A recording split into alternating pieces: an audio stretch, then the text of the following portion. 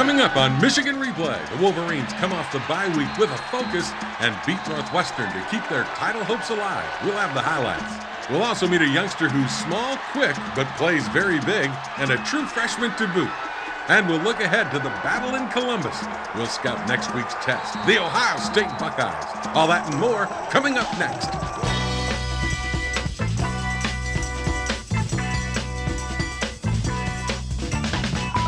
Michigan Replay with Lloyd Carr is brought to you in part by The Joy of Pepsi and by Big Boy Restaurants. Big Boy makes you say, oh boy. Hello, everybody, and welcome to Michigan Replay. Well, the Wolverines get a victory over Northwestern after the bye week, a 42-20 game. And after a slow start, Coach, you finally showed up in that second half. Well, it was a game of two halves, let's put it that way. And the kind defense, of a tale of two cities. I think yes, very, very well put. Thank you very much, sir. And the defense got the better end of it in the first half. They did, but in the offense in the second half, it was wonderful. But let's go back to the first half first. We can talk about some of the problems and the fact that it was close and why it was close. The one thing that was good about it, it was senior day, last home game at Michigan Stadium for these great young men. Jim, there's always a lot that goes into this week, and the parents all come back, and we get an opportunity to put them on the video screen and say thank you for sending their sons to Michigan. And then we go to the game, and here we are with Northwestern's second possession. There's a great play by Marlin, but then they get out of this jam at 3rd and 14. Well, right here, this is the problem with the mobile quarterback. Bazinet scrambles out, and then your coverage loses its relationship, and they pick up the first down. And then we've seen this play before, but obviously we are not where we need to be there. And they break it out. Now they're down inside the red zone. But here's a good play by Marcus Curry to stop a touchdown. Well, we had problems getting great pressure there, but in man-to-man coverage, Marcus made the tackle short of the first down marker, and Northwestern has to settle for a field goal. And that's big because that keeps you within reach, and it's a 3-0 lead. Then you get the ball back and start to move the football.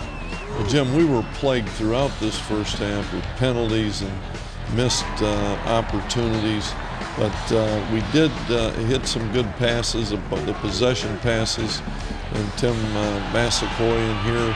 This kid showed up, and I think he's healthy for the first time since last season. That's Steve Breaston. Steve Breaston. He had an unbelievable day. Yes, he did. Talk about missed opportunities. Here's what you're talking about.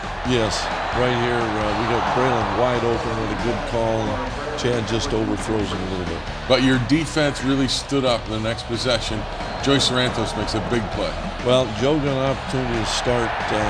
He's been an outstanding football player on our special teams the last 2 years, and got the chance to start when Scott McClintock came down with an illness and did not dress for the game. And here's Breaston again. He makes a lot of guys miss. Well, he's a slippery guy, and when you consider all the things he does in the kick return game, kickoffs and punts, he had quite a day. We move to the second quarter, and again, the short pass underneath. Braylon does some good with it after he has it. Well, Braylon is so big and strong, and Jim, he's got wonderful vision. There you see he's making 4, 5, 6 yards after the catch. And here, Tyler Ecker on the backside of a play that cuts back, and that's the thing Mike does so well. He sees the hole, takes it back against the grain, and gets us into the lead for the first time. Gives you a 7-3 lead, but Northwestern comes back. This throwback counter stuff really got to you. Well, we made a mistake here in coverage. We were in man-to-man coverage, and the number 47 there came down, got down on all fours. We thought it was a run. They made a well-executed play there. But this play, I thought Pat Massey blocked that field goal attempt. At the time, that was a big, big play. Great effort, great personal effort. It really was, because ultimately it wound up keeping you in the lead at half. Because right before half, with about 2.5 minutes to go, they start moving the ball again. Well, Jim, we got sacked. We had to punt the ball. We didn't give our defense very good field position. And so at the end here, and there again, you see Bazinet break contain, and they're moving the chains, get down, and kick a field goal just before the end of the half. And at that point, it's a 7-6 game at halftime. And I got to think that as you leave the field, you're a little disappointed, particularly offensively. Well, I'm very disappointed. And coming off a bye week, and sometimes you're not in sync. But certainly we played poorly. I think that's the only way to say it, and I think Northwestern deserves some of the credit for that, but we made too many mistakes. Well, it sure turned around in the second half as the Wolverines opened up big time. We'll be back and take a look at the second half highlights, but first we hear from Jason Avant, who says close games bring out Michigan's best. We've been sticking through adversity this whole season. This is one team that's been, I think we've been in one score ball games this whole year. It's a great team, and this week is going to put all that on the line. It's going to test all of that. How good of a team are we is based on the game next week.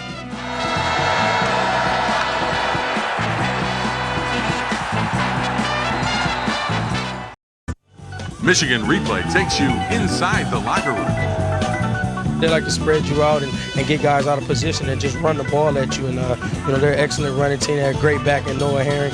And, they hit some big plays on us, but, we were able to adjust late. The Wolverines had a 7-6 lead at halftime. In the second half, it was a different team.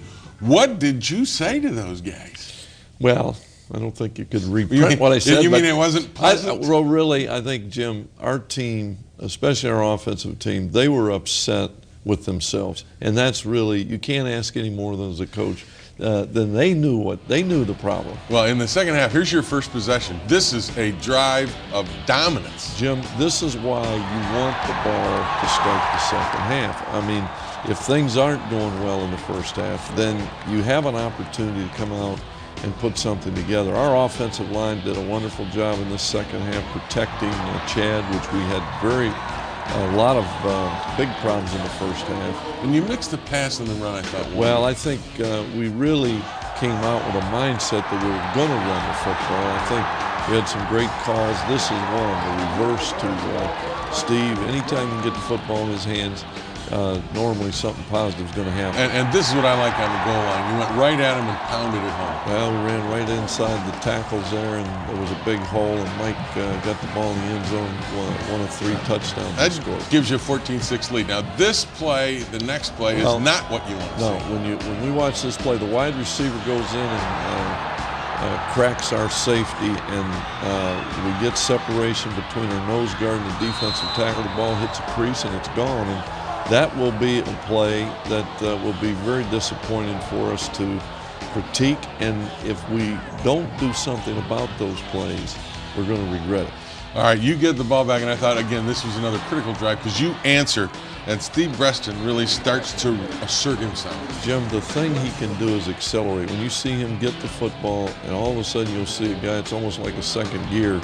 He gets the ball up the field. There's Braylon again fighting for yards after the catch. Here's a great throw, and Jason Avant with a great catch. Well, Jim, we had thrown all the underneath stuff, and there a good call. Jason got behind the secondary, and we answered their long touchdown run with another excellent drive of our own. Puts you up 21-13, and then the defense steps up. Here, Manning tips a screen pass. Well, we knocked, I think, 3 balls down today. Woodley got one, and, of course, Lloyd Manning coming off the open end there. I thought we had a chance for that interception if we had seen the ball tip. Yeah, and then you give him a screen of your own. Well, Jason Avant does a very good job reading the blocks of his offensive lineman, getting downfield. We pick up an important first down, come right back with an end run, a sweep to our wide receiver, Steve Breaston. And then a great run by Mike Carr. Good block here by Kevin Dudley as you run with a lead draw. Well, if there's a finer blocking fullback in the country than Kevin Dudley, and a guy that's caught some passes recently, but Dudley's had a great year. At that point, it's a 28-13 game, and they moved the ball a little bit, but the defense in the second half, other than the one long run by Herron, you really shut them down. Yes, we had people in position. As I mentioned earlier, Jim, the big plays, the long touchdown run, with that exception, you'd have to say our defense played very well. There's a sack by Jeremy Van Alstyne. Boy, it was good to see him make a play, huh? Well, you know, it's great to have him back. None of us expected that he would be back, and he's playing better each week, each day, in fact. Here's a fake punt they try and a fumble on 4th down. And this is a huge play because it gives you great field position. Well, it's an outstanding play there by Lamar Woodley, knocking the ball loose, and even though they recovered, it was our possession.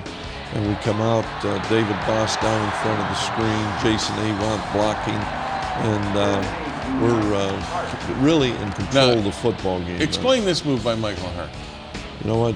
That is a very, I would hate to have to describe that to a radio audience, Jim. How would you describe it? I called him a whirling dervish. You know what? That pretty well says it, doesn't it? Because you can't no, I don't say know. whatever because it is. The linebacker is unblocked in the hole, and he just spins away from him there. Chad Henne with good protection makes a great throw to Breston, and we get on the board again. And it's 35-13. And then I don't want to say this was a breakout performance by Breston because we've seen him do this before. But this is what you talked about earlier. This is a second gear. Jim, watch him here.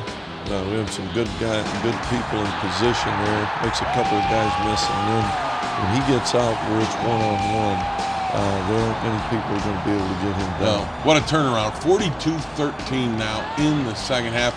You win it 42-20, the final. We wanted to show this one play, though, because David Underwood gets his longest run of his career here on a 3rd and 7. Well, Brian Thompson, a great block on the perimeter, but certainly David has had some difficult times, and it was wonderful for his teammates, his family, and all the people that follow Michigan football to see a wonderful guy make a big run. And I wanted to get an opportunity to talk about, you had an opportunity in a 42-20 win to put in a lot of those seniors, some of the guys that don't get to play every Saturday. And to me, that's one of the great, wonderful rewards of collegiate athletics, that those kids get a chance to play, because they're really the heart and soul of the ball club. Well, they do all the demonstration work during the week. They're there in the summertime. They're there in the weight room. And Jim, so often in the last game of their career at Michigan Stadium, they don't get an opportunity because the games are tight and it's hard to substitute. But this was a special day because of that. And I've always said that those are the guys that ultimately go on down the road and in life become CEOs of companies and become some of your bigger donors to the university, because their experience, even though they didn't play, created such a great attitude in them about their university. Well, Jim, inevitably there are people that have, a great determination, a great passion, because you don't endure Michigan football without having a commitment and a passion for it, because it is certainly not easy. Yep, well, they're great, and it was good to see them getting the ball game in Michigan's 42-20 win. When we come back, we'll take a look at that unbelievable whirling dervish. But first, we hear from Steve Breston. Despite his performance, he still says this game was a team win. The offense came out here. We after the first half, we kind of stumbled a little bit, but I think we came out here and we played hard. And the defense did a great job, getting them off the field, and we was able to make plays on special teams. We were able to make plays on offense and on defense. So I mean, it was a good all-around effort in the second half.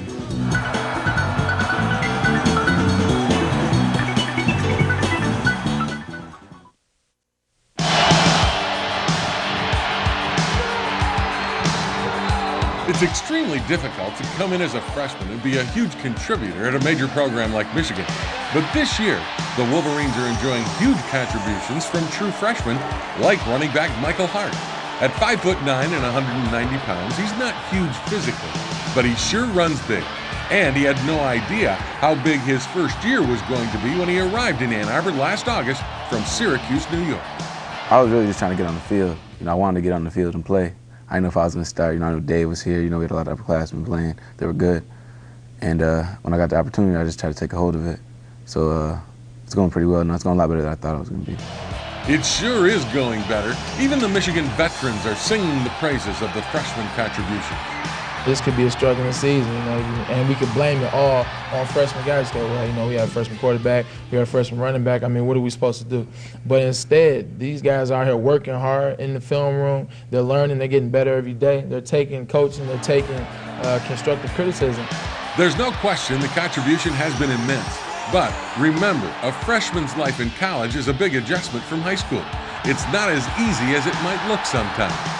School's a lot harder than I thought it was going to be when I came in here. Because I always got by in high school easy, had a high grade point average, and thought I was going to come here and do the same thing, but it's a lot harder. I have to work a lot harder, especially since football takes up so much of your time. You got, every little moment you get, you got to try to study. So I just try to, put everything into study and football.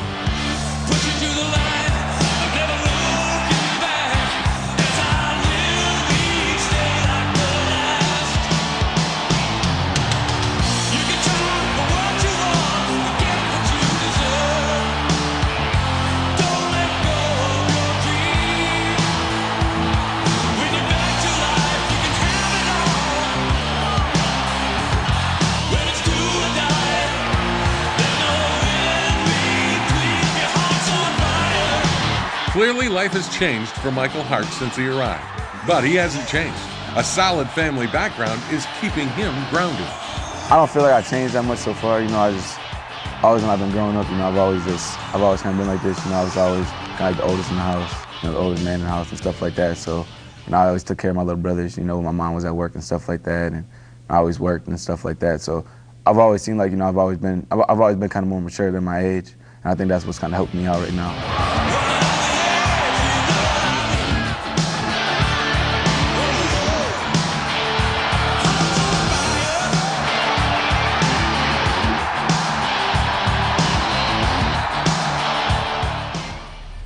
He has been remarkable, and you look at Chad as your quarterback, he's a true freshman, and Michael, and you got to say to yourself, boy, these kids, we did a good job recruiting those guys, because not only are they good players, they're good people, and they fit with this club. Well, Jim Bacher did a great job recruiting both of them, and of course, I think Fred Jackson's done a great job, and Scott Loeffler's done a great job as well. You said another thing after the game on Saturday. You said that the veteran guys like him. They're good guys. That makes a difference. But Jim, anybody just listening to him right there, you can tell he's a solid guy. Chad Henney's the same way. I think our players really have embraced him. All right, don't forget, everybody, you can go to the Michigan football bus this year and honor Michael Hart and the Wolverine seniors. Call 1-800-847-4764 for tickets. It's Monday, November 29th at Laurel Manor in Livonia. Jim Mandich, Hall of Famer. He will be MC. the MC. When we come back, we'll take a look at those Buckeyes. But first, we hear from Lamar Woodley, who says Ohio State will be as tough as they come.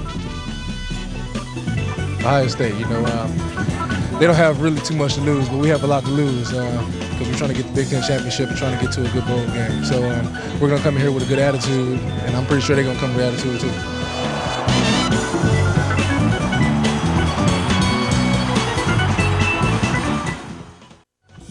Michigan Replay takes you inside the locker room. It's a huge game. It's a big opportunity, to go down there and have the championship on the line.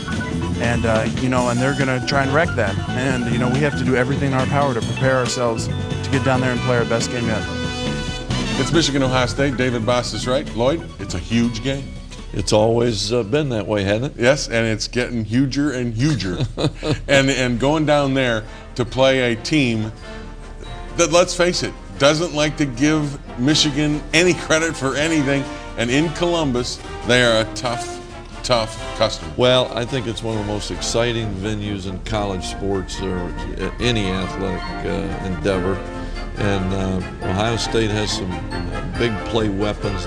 Ted Ginn Jr. is one of them. And Troy Smith, their quarterback, come in to replace Justin Zwick. He's really kind of picked up their offense. Well, Jim, he's a very mobile quarterback, a very strong arm, a guy that they'll run. They'll use the option. They'll keep him on the move. He's a dangerous threat. Maurice Hall, is one of several backs. Lydell Ross, I'm sure we'll see for sure. And they have a freshman named Pittman who's had an outstanding year. And they got a kicker who's about as good as they get. Well, I think the consensus pick would be that Mike Nugent is the best field goal kicker, place kicker in the nation. But still, isn't the strength of Ohio State has been under Tressel, their defense? Well, then Simon Fraser, their starting defensive one of the defensive linemen there is a 3-year starter, an outstanding football player, great athlete. A.J. Hawk is a Butkus candidate, outstanding athleticism on this defense. And at cornerback, Ashton Yabodi is a 6'1", 188-pound sophomore who has a couple of interceptions. But the thing is, you're going down there to Columbus, and even though Ohio State's struggling this year, that doesn't mean a thing. The thing you've got to impress upon your team is you're going to get their best shot. And down there, it's twice as good. Well, Jim, we've been through it. We've been in the same circumstance and had some success. They've had some, this rivalry really comes down to the fact that both teams know everybody's going to be playing as hard as they can, and that's why these games are always hard fought. You must, as the visitor or as the home team, match the intensity of the other guy. Well, the thing we know going in is we're going to be in an environment that is the loudest that we play in, and certainly that always inspires Ohio State. But we have to go in and do a good job of communicating, taking care of the football, playing our best football game. That's the big deal, taking care of the football and don't give up the big play, which is, and their special teams can get you a big play. They're outstanding special teams. Ginn is a threat to go all the way. He's made a lot of big plays. They're a big play team in a lot of ways. Santonio Holmes, I think, was one of the best freshmen in America a year ago, having an outstanding year as a receiver. Well, it's going to be a great one. It's Michigan versus Ohio State. Join us next week. You can watch it all here. But don't forget your M Go Blue for Mott bracelet. It only costs $2, and $1 of every one of those $2 for the M Go Blue for Mott bracelet goes right to a women's and children's hospital. In the meantime, don't forget next week, right here, same time, same place, Michigan versus Ohio State on Michigan Replay. Michigan Replay has been brought to you in part by Abso Pure Water, delivering quality bottled water since 1908. By Chevrolet. Stop by your Detroit area Chevy dealers or log on to DetroitAreaChevyDealers.com. And by State Farm, providing insurance and financial services.